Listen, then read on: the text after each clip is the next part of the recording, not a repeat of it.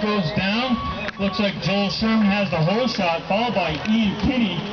And in the third spot, first time on the race on the track, Tom Coucher. So it looks like Joel's going to hold on go to the Ian, front go. spot, followed by Ian. And our debut rider, Tom Coucher.